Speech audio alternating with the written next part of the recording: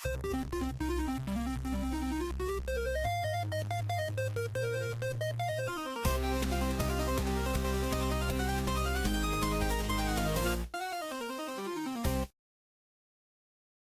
is up, sweeties, and welcome back to another episode of the Sugarside Podcast. Garrett, I was going to ask you how you were doing, and then I read your hat. So I think I have a little bit of an idea. I think it speaks volumes. Yeah, I don't think there's any questions to be had. But welcome back, everybody. How's your day going, brother? How are we doing? Good. Yeah. I'm good. I'm definitely excited to be doing this instead of doing what I've been doing. Yeah, 'Cause, 1000%. take a little break. Definitely need to just talk about nothing for a minute. Just, have a good time with my best friend. I miss you, buddy. How are you? I'm good, man. I'm good. Life is busy as always, and like you said, I'm really excited to be here. I'd probably be calling you on the phone right now if we weren't doing this. So, this replacing that is that to another level, and I'm excited to talk about some more fun stuff today. So, why don't we get into our first segment today, which you wanted to start with? Sure. Trey, are you thirsty though? What do you have in front of you? I have my water per usual, and I have an energy drink that I drink pretty much every episode. We're not sponsored, and I would love to be sponsored by this company. So I'm not going to say the name, but I do have an energy drink in front of me, and if you recognize the can, shout out to you guys. I just wanted to throw that out. I feel like you've always got a can of something during the recording, and it's something I picked up on recently. So I wanted to see. I'm gonna catch you on a day that you don't have one. I don't know if you will. That'll be good. I'd be surprised myself if you caught me with that one. It was just curious running thought. Yeah. Anyway, Anyway, what you got for us, buddy? So our first segment being that Trey went and watched Marty Supreme. I already reviewed it on the previous episode, but now we can get a little bit more spoilery with it because I was trying to, restrain myself so that I didn't ruin the movie for you. Yeah, and I felt like you did a really good job of that.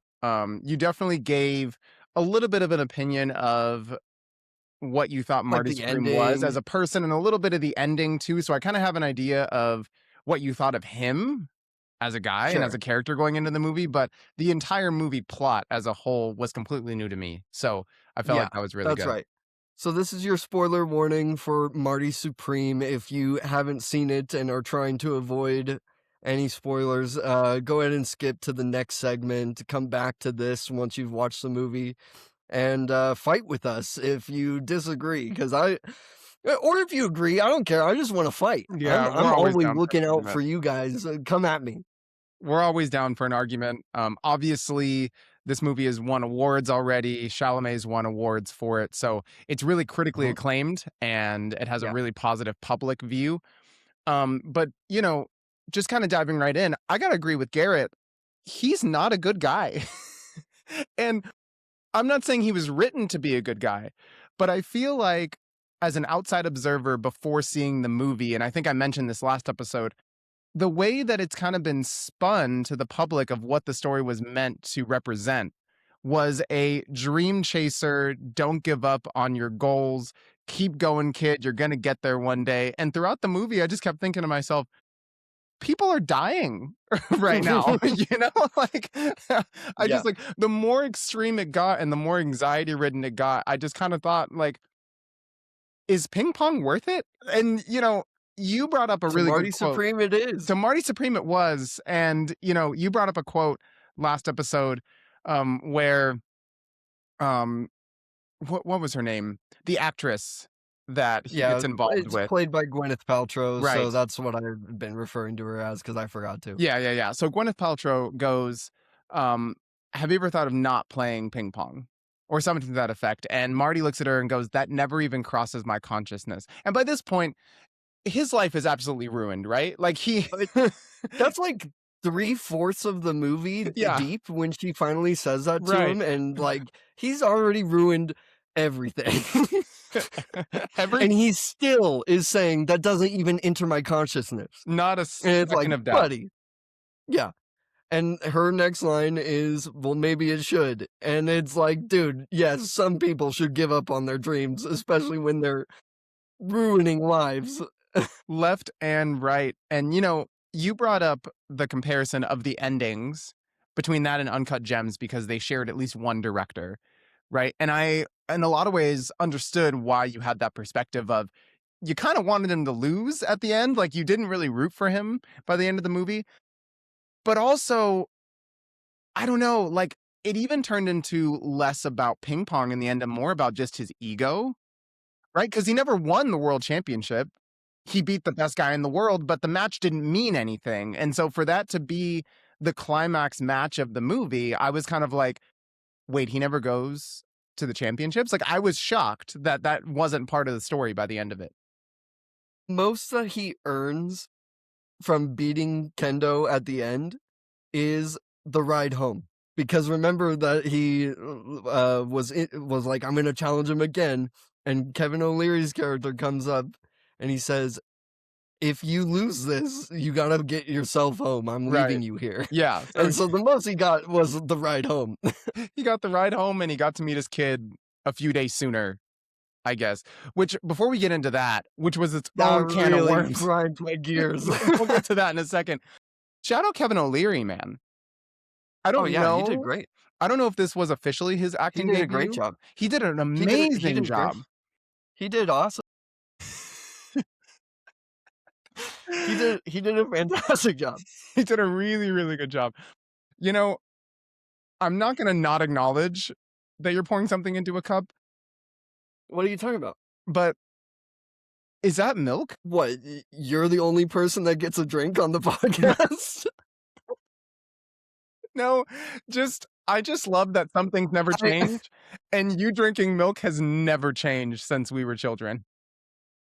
You finally understand the setup, though, of what I was doing.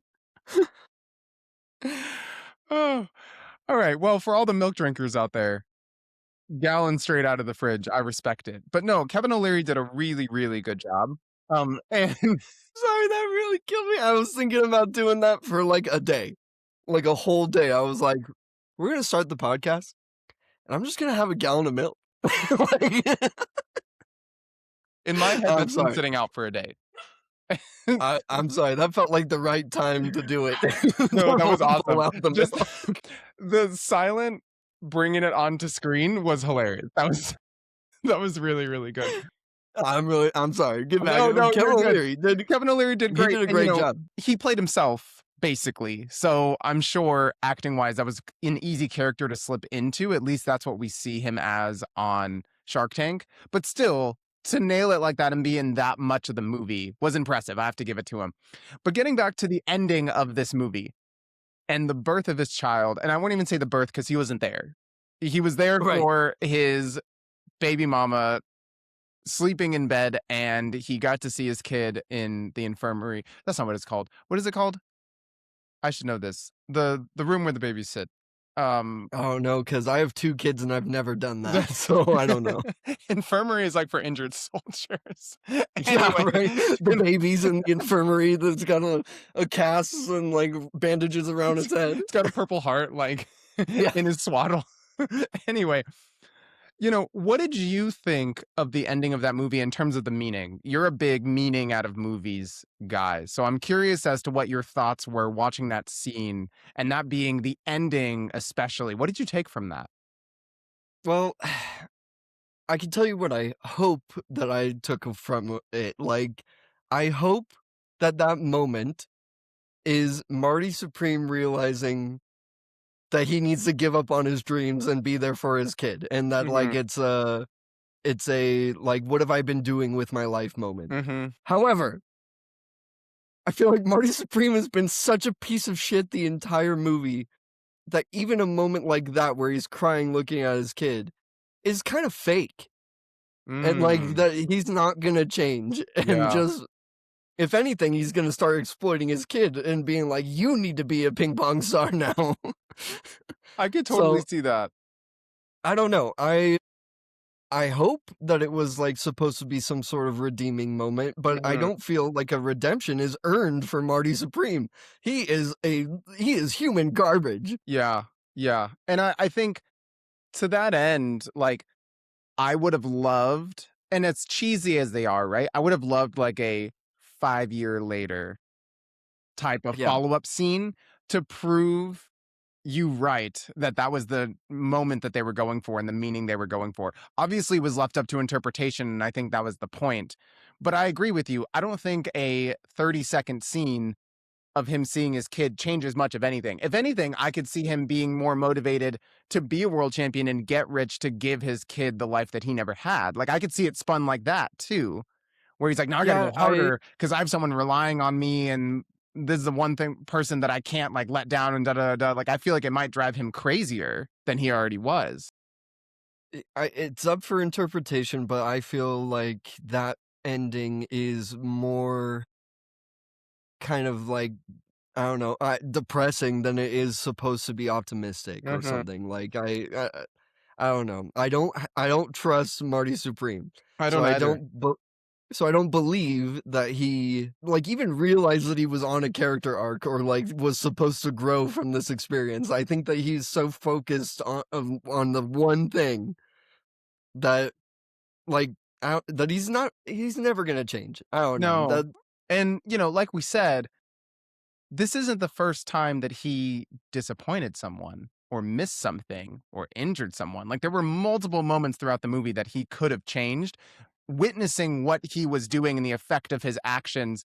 And he had moments where he was like, oh my God, like, what am Bro, I doing? And then he went right back to script. I thought for sure that he killed that guy. Yeah. His baby mama's husband, Yeah.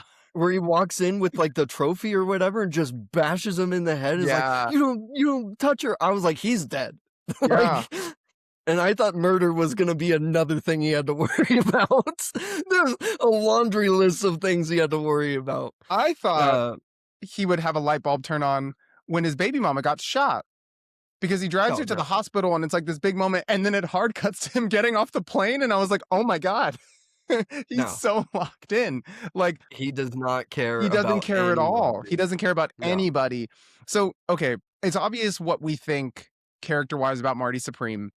The public might have a different perception of his character. I don't know how, but obviously it's critically acclaimed, like we said. All that to say, though, actor performance wise, I can't knock anyone in this movie. I liked all I of the agree. characters. I thought they Did you did a even great job. recognize that the old farmer is Penn from Penn and Teller? No. The old Wow. farmer is Penn. Wow. That's so good. I had no idea. I really didn't recognize him. Bananas. This movie's cast is bananas. It's really good. It's well acted. It's well shot. It's well filmed. The pacing of this movie is stupid good. Yeah. It's like 3 hours. Were you ever bored? No, I wasn't. I couldn't believe that he had more antics before going to Japan. Like, I was like, another stunt, but like, it was all So entertaining. many things. And I was So on the many edge of my things. seat the whole time. Like, it was one of those that you were nervous for him. Dude, when the bathtub crashes through the Oh, ceiling and crushes the guy and his dog, I went like like out loud because I couldn't believe how ridiculous of an event that was. that was so And then he gets out of the bathtub and he's like, I gotta go like yeah, do right, ping pong right. stuff. It's just crazy. It took Tyler, the creator, to be like, no, we have to lift the bathtub. Like, he was fully going to leave that guy there with a crushed arm. My gosh. Yeah, no, the stuff that happens in this movie is ridiculous. I think this was a great movie. Um Yeah. Yeah. Yeah, I'm really looking forward to it coming to streaming so that I can watch it with my wife.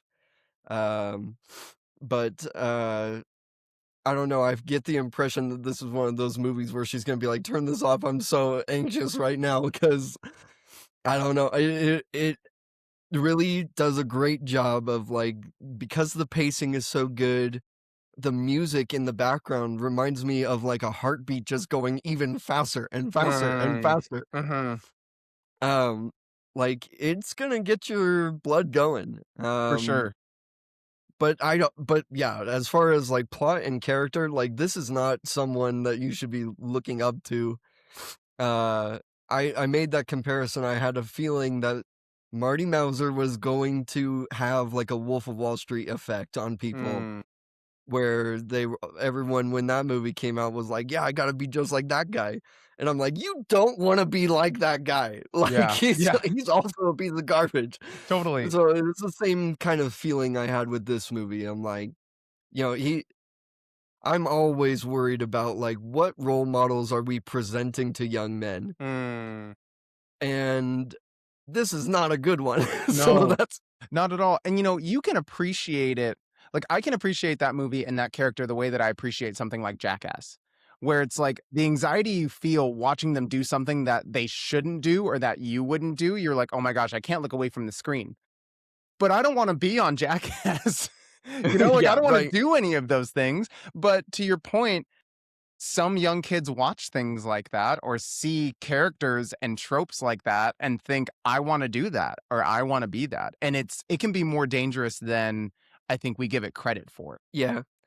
I don't know. At the end of the day, it's a movie. Who knows how much effect it has on like other people, but I don't know. That's just something I'm always considering is like, Yeah, is this the kind of person that I want like to be looking up to? Absolutely not. probably not. Uh, But you know what? Shout out to Chalamet. He did a great job. I feel like he deserved what do you think, man? the Do you think award he he's going to got. get the Oscar? He's been winning the best actor on all of the other award shows. Do you think he's going to get it? They don't normally give the Oscar to the younger guys. Right. Right. So what do you think? I think momentum wise, they might give it to him. You would know this better than me. I haven't watched a lot of movies recently where I could see what his competition would be.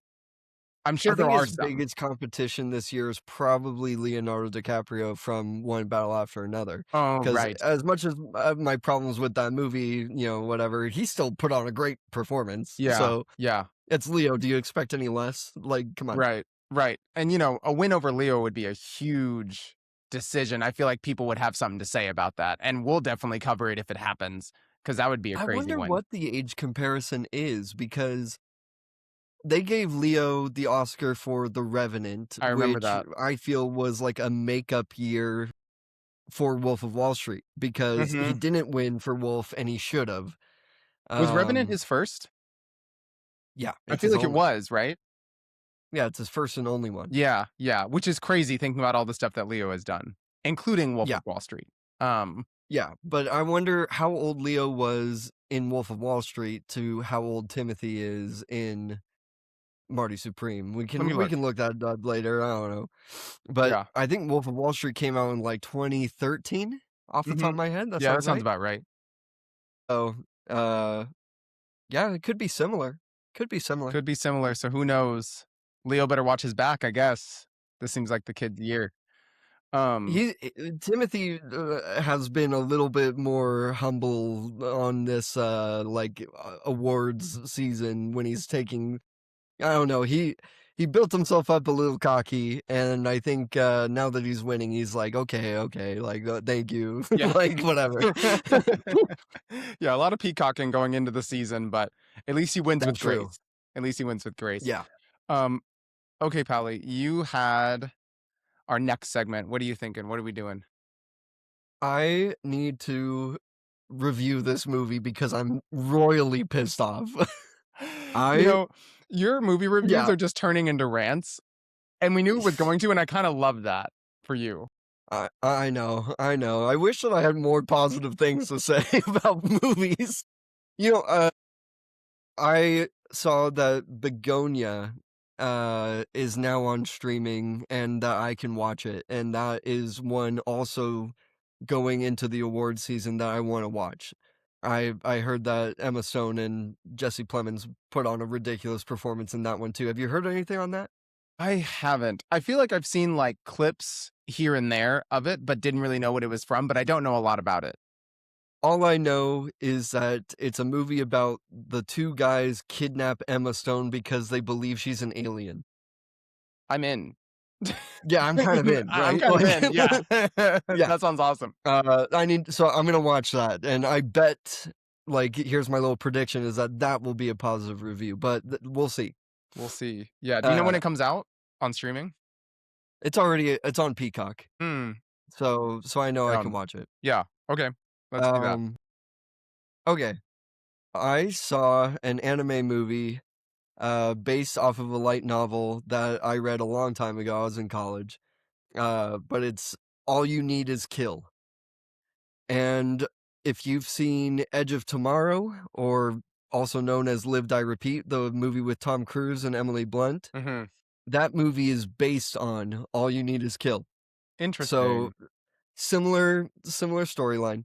She's caught in a time loop while this like race of alien things are coming and killing everyone, and so she dies and she's trying to fight back. Every Mm-hmm. time that like she dies, it's like a new chance to keep going. Gotcha. Does she remember the Yeah, time before? Okay, so she builds knowledge as she goes as well.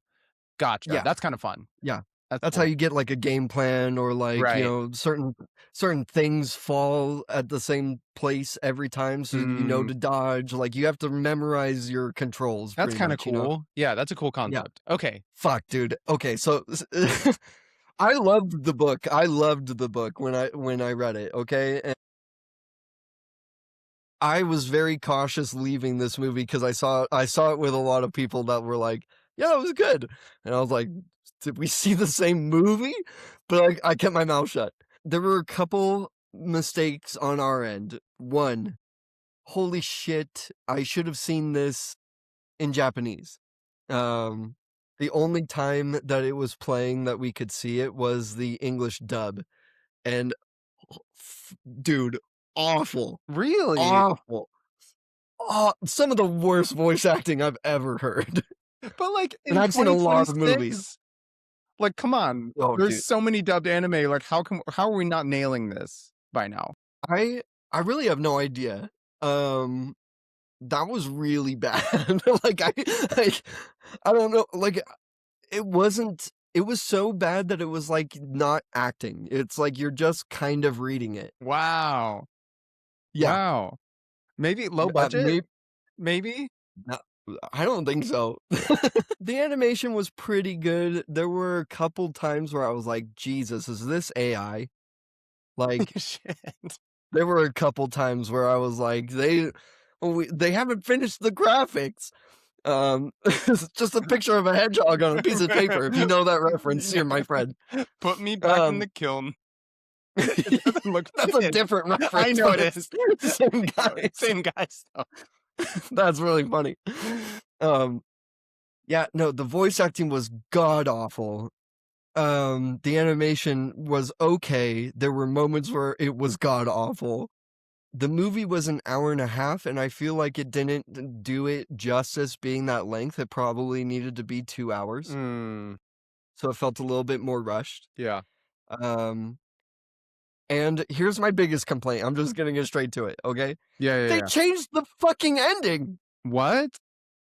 Hardcore changed the ending. No way. And there's no like source material with an alternate ending anywhere. It's just one novel. Not off the top of my head. I've read the one novel. Yeah. Did Uh, That's crazy. yeah, Actually, i- that's like the in a craziest thing to do. horrible way, if you ask me, because the original ending, spoiler alert, the original ending is that she dies permanently, and the guy who's also stuck in the time loop gets sent to jail.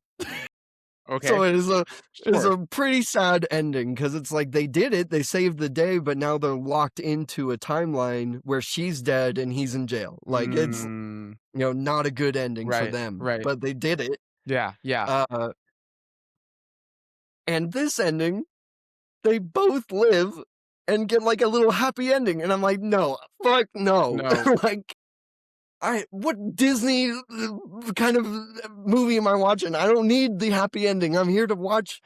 I wanted a faithful adaptation, because Live, Die, Repeat, or Edge of Tomorrow, whatever, is a good movie adaptation of it, but like I wanted the accurate, like Japanese source, like If you're gonna do a movie adaptation, then do the movie adaptation. I mean, especially if there's already live action adaptations of it, like you'd think that they would want to make it as close as possible for the animated version. Why not? Yeah, Why why not not? make it exactly the same as the novel? Yeah. Why? You think you're better? Yeah, right. No. This is anyway. I have like nothing good to say about this movie. There were plot things that were weird and stupid, and I don't know. Like, it's been a minute since I've read the novel, so maybe if I were to go back and reread it, I'd like it less because I am an adult. Mm-hmm. But I don't know, man. I was very much looking forward to seeing this movie in theaters, and then I was extremely disappointed leaving the theater. That sucks, man. And we've talked about this at length outside of the podcast about all kinds of things. We haven't really talked about anything superhero related on this podcast, but we talk about it with superhero movies all the time, that changes to plot like that of stories to fit a general audience narrative is insanely insulting to the fans of the actual source material. Like, why? I mean, I'm guessing that the people you saw this movie with haven't read the novel, so they're not going to be offended by the ending. I think one or two might have, but and that didn't that's bother what I'm them? saying. It's a popular novel. Yeah, Like, that's yeah. that's why it bugged me. It really bugged me that they did It would that, bug me on too. top of I the mean, bad acting and bad animation.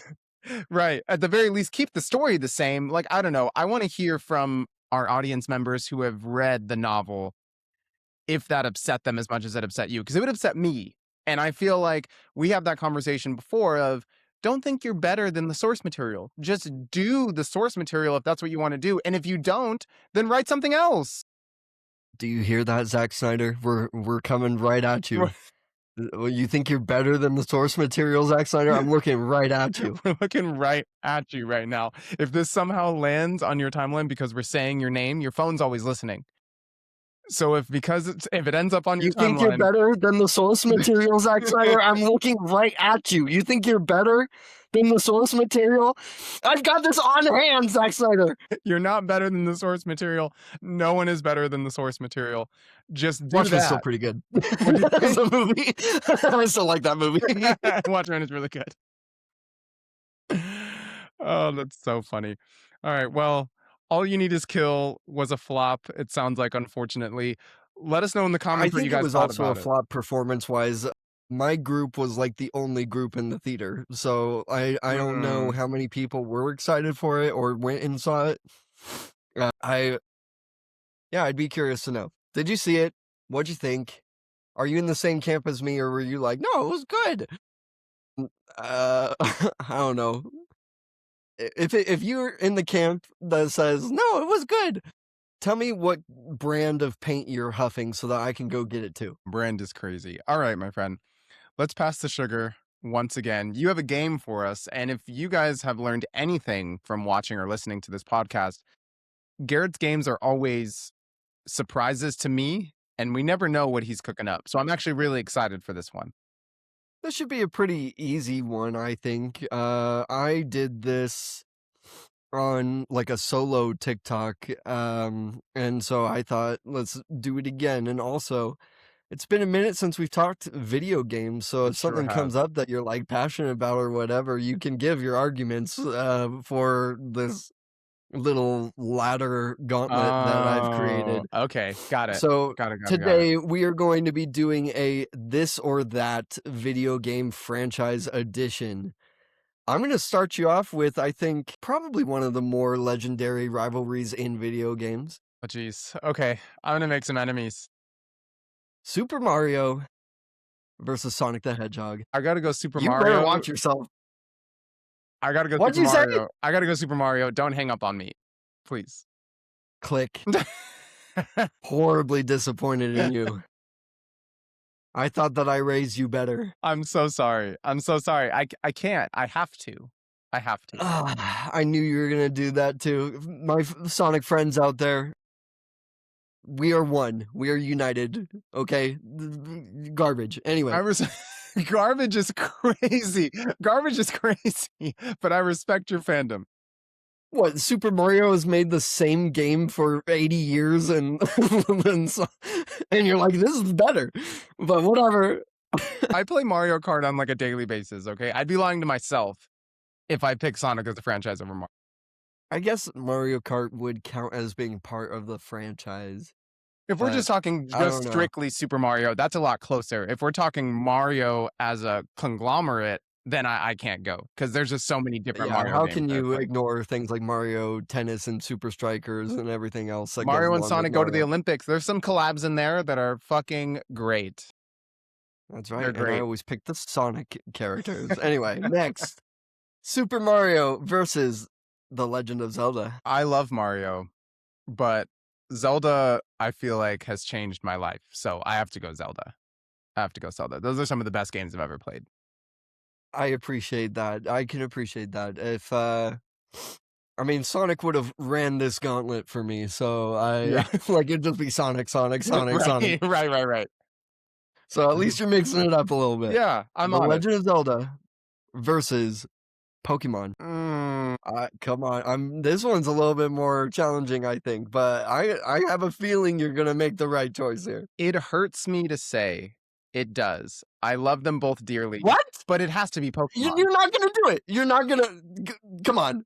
What are you talking about? No, I mean it's no contest, obviously, but like that doesn't mean I'm not going to be.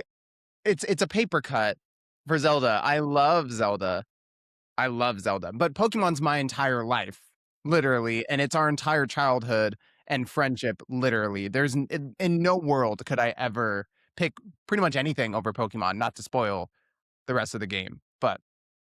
I'm sorry for yelling too early. I thought that you were setting it up to pick Zelda over Pokemon, and that's why I was like, unbelievable. No. Unbelievable. What a shill. What a sellout.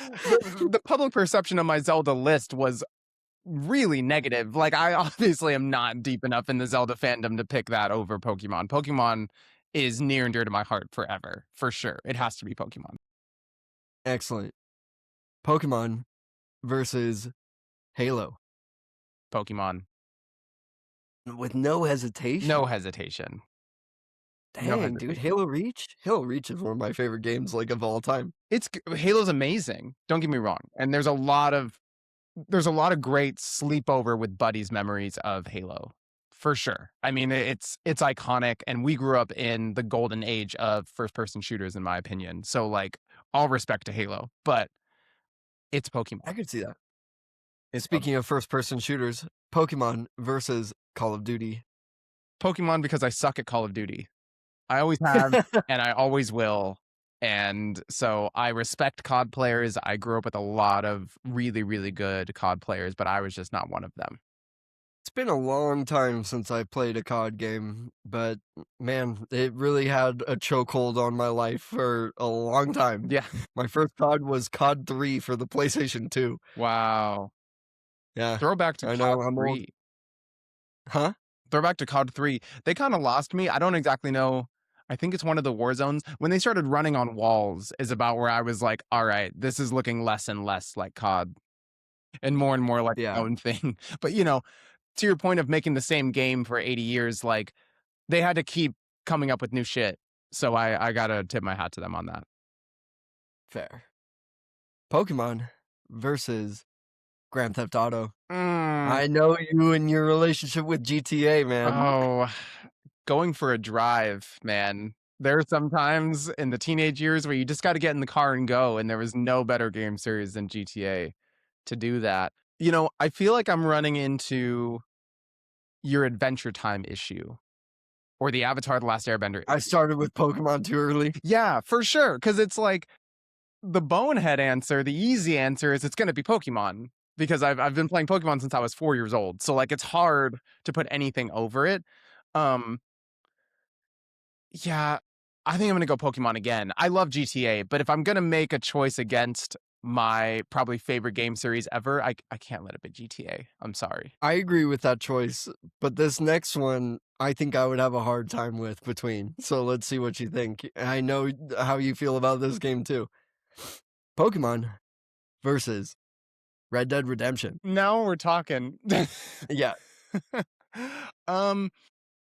both games are brilliant. You know, it's crazy to think that a series that's been around for going on 30 years, over 30 years now, versus a I think it's the series. 30th year anniversary this Yeah, year. yeah, I think you're right. Versus a 2-game series, Yeah, I know. right? Like how the fact that that's even a conversation is insane. I have to go Red Dead. I mean, it's two of the I think greatest you're games right. ever created. Like, it's one of those things where there's so much, I won't say so much, there's some bad Pokemon out there. Yeah. Okay. So No. if we're comparing series for series, Red Dead is like absolutely insane. I have to go Red Dead on that. I think I agree with you. I mean, we're definitely loyal Pokemon fans. I mean, ZA came out and I kept saying, I'm not going to get it. I'm not going to get it. I got it. We had to hang our heads in shame. So we love Yeah. Pokemon. But Red I Dead think is I a agree with you. I masterpiece. mean, Red Dead 2, I argue, has potential to be the best video game story ever told. I wouldn't argue. I don't think there's many people that would. They might have some good choices to go along with that you could debate, but I don't think anyone would be mad at you for that pick. Yeah, honestly. no. God of War 2018 is also up there, just throwing that out. That's fair. Yeah. Red Dead versus Final Fantasy, and I actually don't know your relationship with Final Fantasy. I am a big Final Fantasy player, so I don't know. You know, I have to go Red Dead because I got to be honest, I've never played a Final Fantasy game all the way through. Truly. I know. Breathe. It's going to be okay. There's 16. You haven't played one of them? I haven't played a single one. Not a single one. I was playing a lot of GTA. The point is, okay, wait, time out. With enough audience interaction here, what would it take? What would it take to get you to play a Final Fantasy game on Twitch live in front of everyone with me there? Like, just play a Final Fantasy game start to finish. Sure. No, I mean, what would it take? Yeah. Like, no, just a yes. We'll do it. Yeah, I'll do it. Whatever. I've honestly been wanting to get into Twitch anyway, because I just sit there and talk to myself, and I think to myself, like, I think I could do it. So, like, why not play a new game and have my best buddy there? I feel like that'd be fun. There's no reason why I haven't played one. I just haven't, but I'm down to. If you guys, let's do this. Let's see in the comments if you guys can start suggesting the one that I should play. Yeah, let's see what they say as far as which Final Fantasy they want you to play. Yeah. And I'll weigh my opinion in, because if they say some fuck ass thing like 13, I'm gonna be like, no. 16. No. Are any of the Final Fantasies on Nintendo systems, or are they just on non and like Steam Deck? I mean, I'd have to look. I don't know. I play on PlayStation, so I only have a Switch. That's the problem. Yeah, we'd have to figure that out as far as getting you able to play. But yeah, but either way, we'll figure out which one I'm playing. We'll figure out how to get it done. And we'll do that. I feel like that'd be a lot of fun. Good deal. Red Dead moving on? Yeah, Red Dead's moving on. But subject to change, maybe. Maybe I'll just fall in love with Final Fantasy. Who knows? Dude, I'm looking at the rest of this list and I'm realizing that, like, you might not have a relationship with any of these games, so like Red Dead is probably your winner. Probably. Let's do like 2 or 3 more. Let's see. Like, I know you haven't played that. Okay. What about Red Dead versus Skyrim?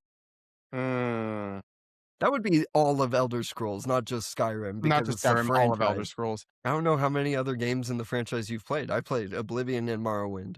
I've never played Morrowind. I've played Oblivion, and I've played Skyrim. You know, so here's the thing. It's gonna be Red Dead still, but I gotta pay my respects to my first true open world game, which was Oblivion, and the one that I played the most growing up, which was Skyrim. I played the shit out of Skyrim. We both did, and we would talk about it all the time. And, you know, it would actually be embarrassing if I had the original like hours on the Xbox 360 for Skyrim. It would be like, you did what with your life? Yeah, dude. Yeah. And, you know, for those of you who grew up in the same generation as Garrett and I, right? Like the memes from Skyrim, the Lydia jokes from Skyrim. There are so many iconic things that were so fun to live through in real time with your friends that like that opened up a world of whole new type of game for me that could lead me to appreciate a game like Red Dead Redemption.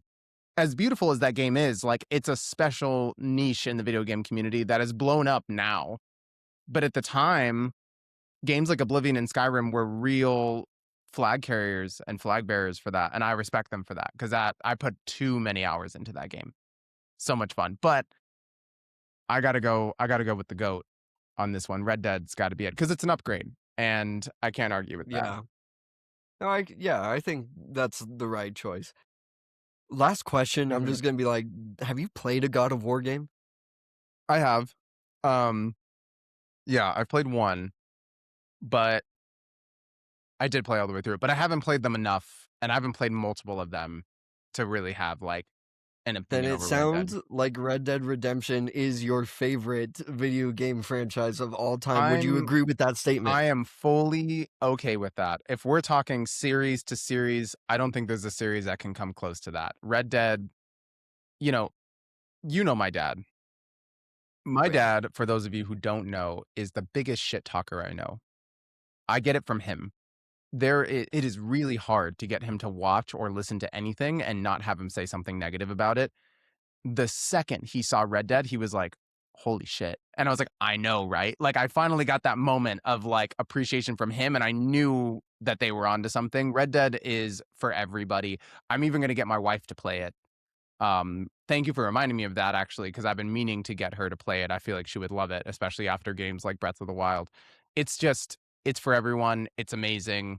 I'm totally cool with that as my favorite series for sure. Right on. Yeah, that was fun. Yeah, it was a good time. Po- Pokemon has a chokehold on our life. That really went the distance there. Should I tell the audience about my birthday gift to myself?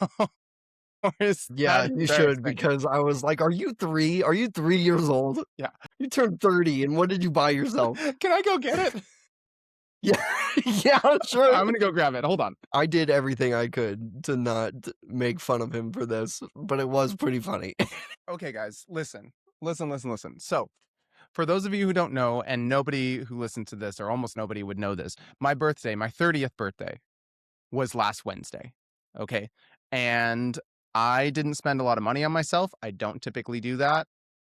But I was in Michael's with my wife, and I said, I need this. And so the one gift that I bought myself, shout out to Pokemon for having a chokehold on me, is this epic Pokemon sticker book from Kanto to Paldea. There is a sticker for every Pokemon that's ever come out in order, including regional variants and Gigantamax forms.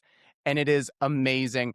I tell my wife at least every other day, I'm going to go sticker. It's become a verb. And I just sit at the kitchen table for like an hour and put stickers down. It is the most calming thing ever. And it looks amazing. So, shout out to Pokemon I for having a love you. chokehold. I think that's awesome. Dude, dude, look how cool it looks. I'm like halfway through Kanto right now. It's so good.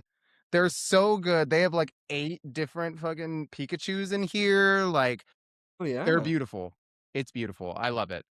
You're So, making your own decks. for sure, making my decks. I'm going to complete the decks. And I told Garrett I have to finish it before Generation 10 comes out. We don't have any idea of when that will be. I think it's 2026. But this book's going to get remade. So I have to finish it before it's obsolete.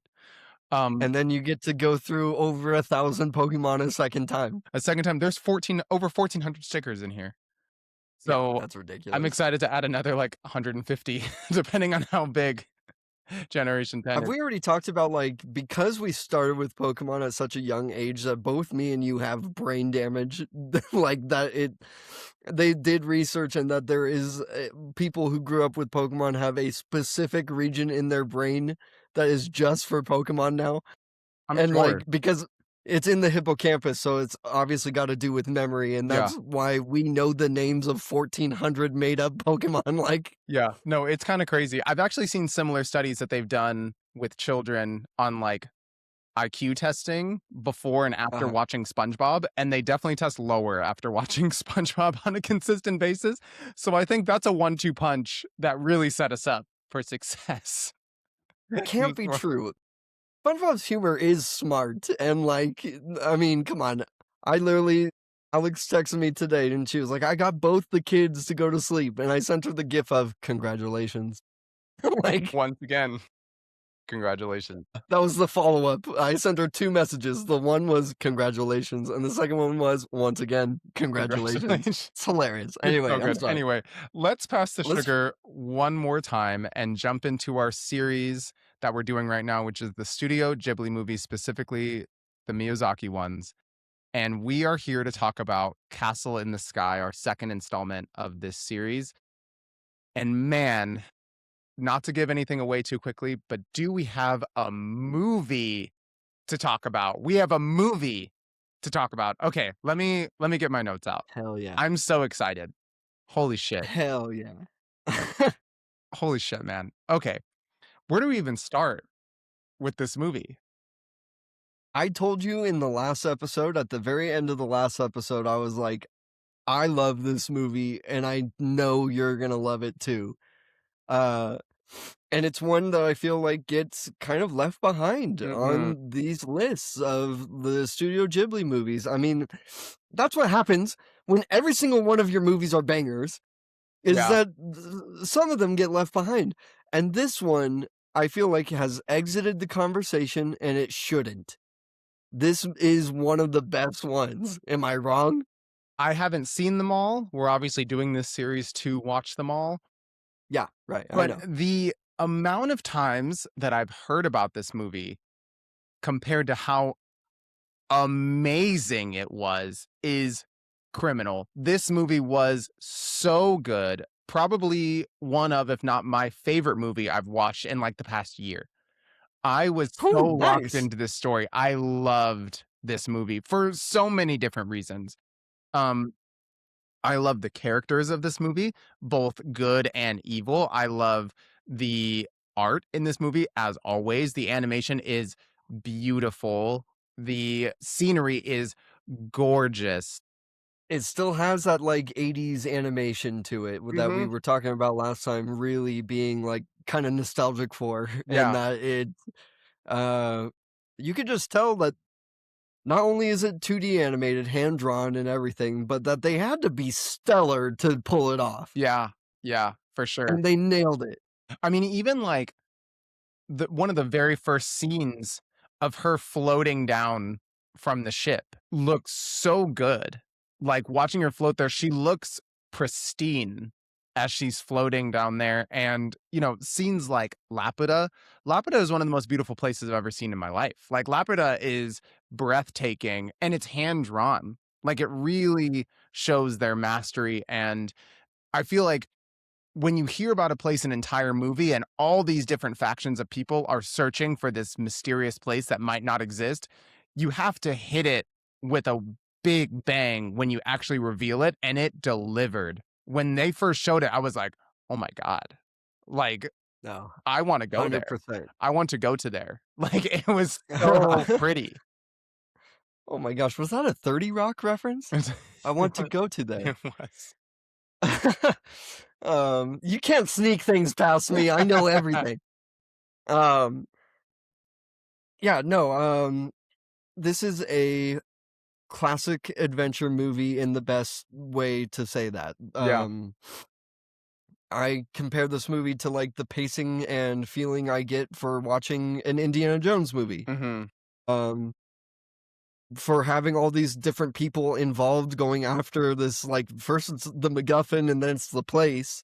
Like, I love it. I don't know, like, it's Yeah. just such a simple way to tell a story is those classic adventure stories. Like, seriously, s there's nothing that special about a story where everyone wants one thing to be able to go to the place. Mhm. That, like, happens all the time Totally. in movie plots. But this one is just so, like, lighthearted and fun, that, like, it's I don't know, it's ridiculously enjoyable. Patsu, I think, is one of the most, like, hopeful and optimistic characters in, any movie ever. He's such a great character. You love him from the second you meet him. I mean, you really do, and you root for him the entire time, and you can really tell that his heart's in the right place. It was so much fun to watch him throughout this movie, and I think, like, we talked about anxiety-ridden things with Marty Supreme. And this is the opposite side of that spectrum, where the things that they're doing in this movie are death-defying the entire time. There's so many thrills, and I loved every time they'd come near death, and then they hit the floor, and they just burst out laughing. Because they just love the excitement of it, and it makes you love the excitement of it. Like, you're almost, as the watcher, you're almost not scared, even though you just watched two kids almost die multiple times. You know what I mean? Like, just to watch them hit the ground and belly laugh was, like, so fun. It just kept that whimsical, kid-like feel to it, even though the situations they were in were so serious. And I feel like Patsu was a great character alongside the main character. Forgive me for forgetting her name. What is her name? Why'd you do this I to me? know. I don't know. My memory's so weird. I'm trying to think of Patsu's voice saying her name. I can't think of it. Anyway, I don't know. I'm he was a great. blanking now for some reason. I've been so blinded by anger from the "all you need is kill" rants that I forgot. You forgot it. No, he was a great co-main character for her because I feel like he was truly someone that you could rely on. And like you said, someone's optimism that you could grip onto and not be as scared. And even as the watcher, it was just cool to watch that in a kid character. I loved it. And you talked about the pirates last episode leading into this movie. They were a great cast of characters too. They were awesome. So I was going to talk about like that this movie still has interesting twists and turns in there, and like, did you expect the murderous gang of pirates to be like a lovable like gang of like people that help them? They just become part of the crew, and like it's. Did you expect that? Because they kind of are posed as the bad guys for the first half of the movie. Totally. Yeah. And I think, it was a cool twist because it leads into her backstory, because obviously the pirates were who attacked the ship in the first place. And so you thought they were the bad guys from the beginning. And you kind of got that feel of like the crew was these not necessarily lovable, but just kind of doing what their boss tells them to do type of thing. But they were a little more humanistic. Mom, you thought was just like, I'll kill these kids. Like, I don't care at all. And you were afraid of her, as you should be. But then to see her come around and even be protective over the main girl and not want her to do certain things because she's a girl, I thought that was really funny and cute. To lead that into her background story, the main character's background story of she was kidnapped in the first place. And like, if anything, the pirates were kind of rescuing her without knowing they were rescuing her. Like, I thought that was a really cool tie-in to the story for sure. Yeah. What did you think of General Muska? The main antagonist. Yeah, he was a really cool character. I loved, speaking of twists, I love to find out that he was related to the main character, or at least was from the same place in Laputa, and that his plan all along was to go back to his homeland and take control of it, and take over the world with that power. I thought that was a really cool twist anyway. But he was as cutthroat as they come. He really was. He would have murdered those kids. Percent. And he didn't care about his crew either. He didn't care about anybody. I mean, he faked teaming up with the military, and just like, as soon as he had the opportunity to better himself, he took it, and it was like, he was like a Vader. Like, he was one of those that it was just like, his mind is set on one goal, and he's going to get there no matter who he has to step on to get there. And you love a good villain. You really do. And he was a really, really good villain. Yeah, there are amazing sequences in this movie when the first robot wakes up and just destroys that castle and like that they're holed up in. The animation in that scene with the fire coming off of him like a little jetpack, it all looks incredible. So good. Yeah. No, I don't know. I think that it all hits for me. The setting, the characters, the plot. Yeah. Like, think of their mining town. Their mining town is in like a crevice, like crazy valley deep down there. And like, of course, that's what they would do. Like, living in a village at the bottom of a like crevasse. Like, it's all of the environments make sense for why they're there and who is there too.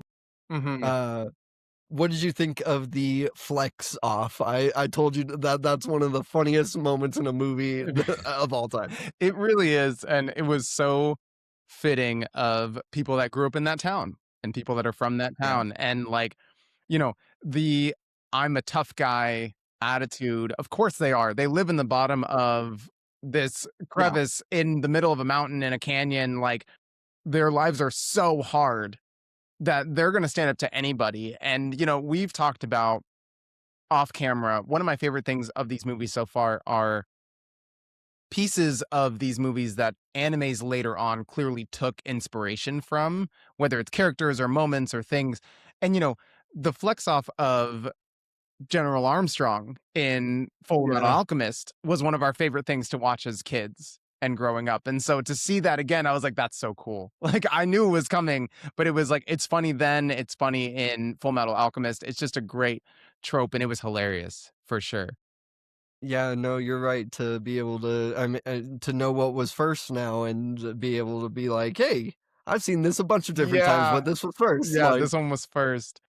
Totally. Yeah. No, it was amazing all the way around. And the different action scenes they had throughout this movie, the train, the flying to Lapida, even the beginning, like getting onto the window outside of the ship and ended up falling off the ship. Like it was so creative and so well animated. And you couldn't take your eyes off the screen the entire time because there were moments that you didn't think they were going to make it out legitimately. yeah, definitely. How would you These are both fresh watches for you, so how would you compare Castle in the Sky to Nausicaa of the Valley of the Wind, which we watched last episode?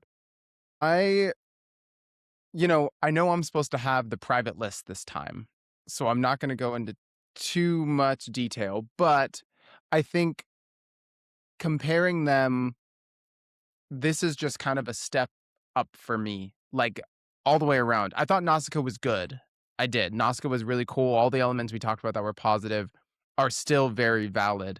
It just felt like Castle in the Sky was, and it's a different movie thematically too, but I feel like it was just something that kind of captures you in a little bit more. Like from the minute that movie starts, you're like locked into the story. Yeah. And a lot of that was just the action scenes in it.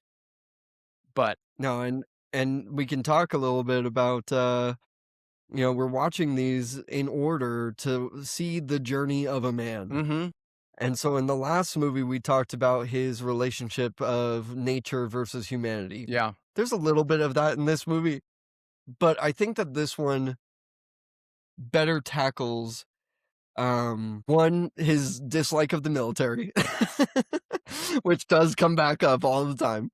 Um, Dislike of the military, uh, and greed, I think, is Mhm. probably the big one here of just not giving into that like lust for power. Yeah. Um, Yeah. which is also something that comes up a couple times. So uh I think those are kind of more of the themes of this movie. Argue with me if I'm wrong, but I mean, that's what I take away from it, just knowing like where the movies go from here. Mhm. And like this is a good jumping off point for some of the thoughts that he tackles a little bit more in depth later. Gotcha. Um this is still very fun. Yeah. And we're gonna get to the point where some of these movies are sad. So or like or or like really real. This Yeah. is still like a fun adventure kids movie, you For know? sure. Yeah. And our next one that we're gonna be talking about next episode is Totoro. So like we're still kind of in that like kid era of Totally. Miyazaki. Yeah. Not that there aren't kid movies that could pop up. I mean, Ponyo is very kiddie, but I love that movie. We'll get there when we get We'll there. get there when we get there. Uh, but yeah, this was one of the first Miyazaki movies I ever watched. My first Miyazaki movie was Spirited Away in theaters, Of and course. then we Yeah. went and we got like a 3-pack of previous movies, and so uh, it was Nausicaa, Castle in the Sky, and Kiki's. Okay. Were like the other three that I got started with, but Castle in the Sky was the one. Even when we got Spirited Away on DVD, Castle in the Sky was probably my most rewatched. Yeah. Like, I used to just crank that movie because it was so fun. It's really, really fun. And I think to your point of making a statement on greed, I think, again, comparing the pirates to General Muska. Right, no, exactly. You totally nailed it. Why I said greed is Yeah. because there are characters that should be greedy. They're the pirates. Right. But they have And a then there's line. They yeah, have a line yep. in the sand where it's like they can still be humans and they'll still get They're what they like the want. I mean, you heroes. saw they got the jewels in the end. So it's like they got what they wanted, but they weren't going to kill little kids to do it.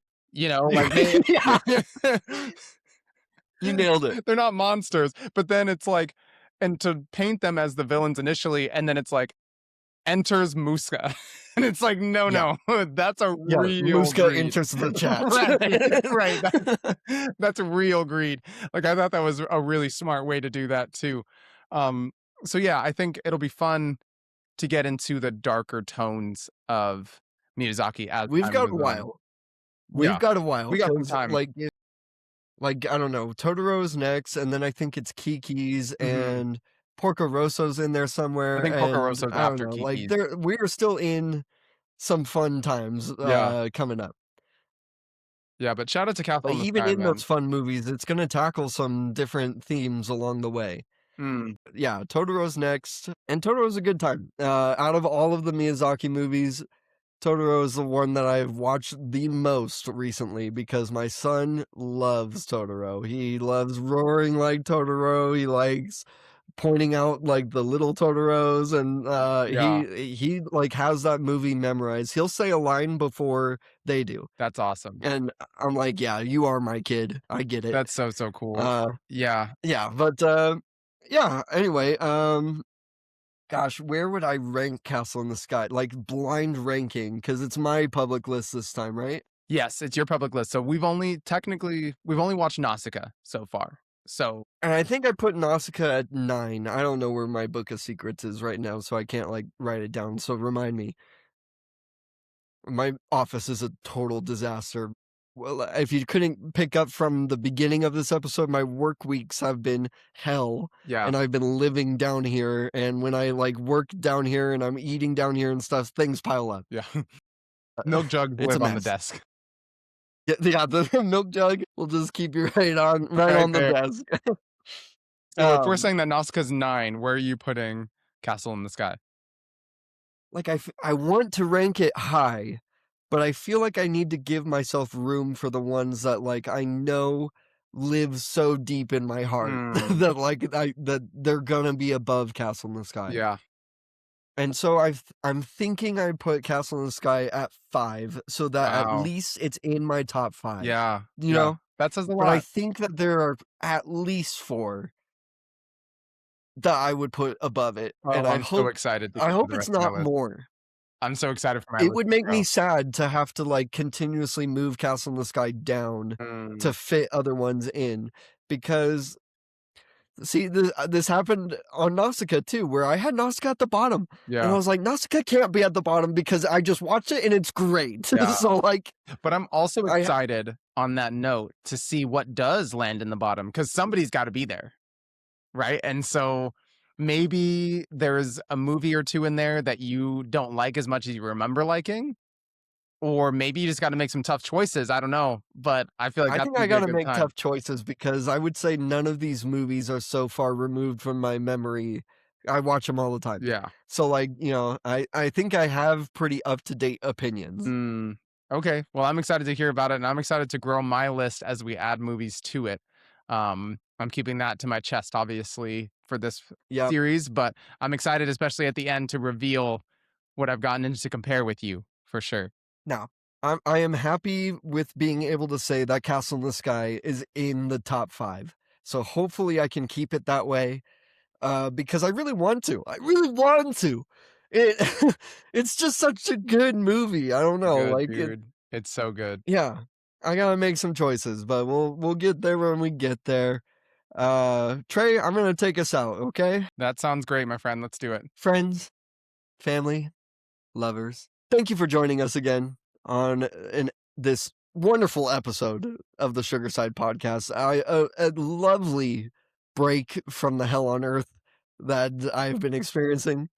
I wish that they could keep going forever because I don't want to go back. No, you and me both, pal.